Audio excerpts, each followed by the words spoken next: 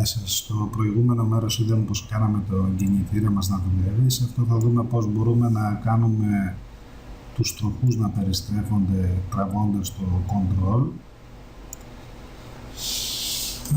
Και πάμε να δούμε πως θα το κάνουμε αυτό. Για να το πετύχω θα πάω σε αυτό το view εδώ πέρα και θέλω να βρω πόσο είναι η διάμετρος εδώ της ρόδας μου και αυτό θα το μετρήσω με ένα silver. Εδώ θα το πάω στο κέντρο, στο περίπου, δεν χρειάζεται να είμαστε ακριβώς και βλέπουμε είναι 24,527. Για καλύτερο animation θα το κάνετε ακριβώς, εγώ θα βάλω 25. Πάμε τώρα λοιπόν εδώ στη ρόδα μας και κάνουμε εδώ μάλλον βλέπουμε ότι θέλουμε να τραβήξουμε τον άξονα Χ. Καλά, εγώ την είχα κάνει αυτή πριν και δεν την είχα κάνει και σωστά. Θα κάνουμε στην πίσω ρόδα μας εμείς και μετά θα διορθώσουμε. Λοιπόν, τραβώντας τον άξονα Χ θέλουμε να περιστρέφεται, να δούμε ποιος είναι. Το βλέπουμε κάτω ποιος είναι, ο άξονας Ζ.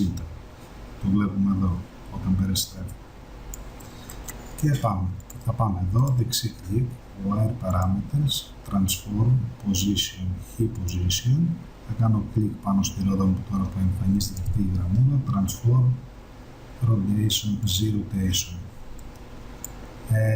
Θα κλικάρω εδώ πέρα και θα κάνω Connect.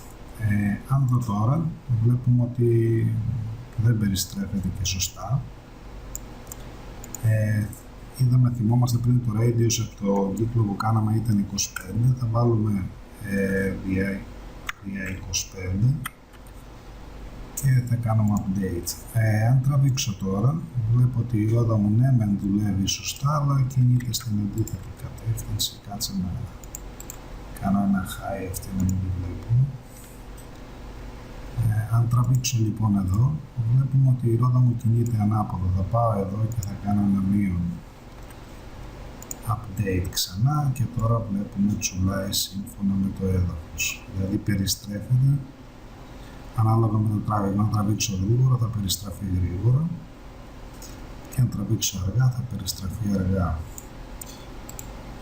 Να εμφανίσω και την άλλη για να τη φτιάξω.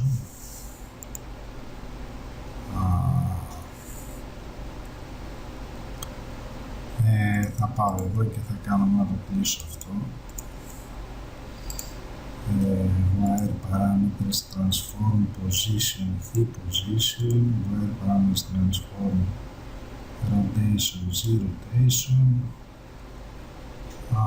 Είναι μια χαρά, εδώ θα βάλουμε για 25 και θα το κάνουμε μία Connect και αν δούμε τώρα βλέπουμε ότι κάτι έκανα στραβά. Ας το κάνουμε disconnect και ας πάμε πάλι.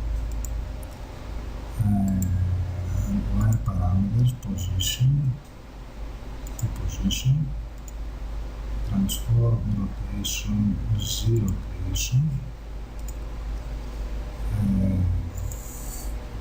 25, Connect, μας πάει ανάποδα, μείον update και κανονικά. Και βλέπουμε τώρα κινούνται με την ίδια ταχύτητα και αν βάλουμε και το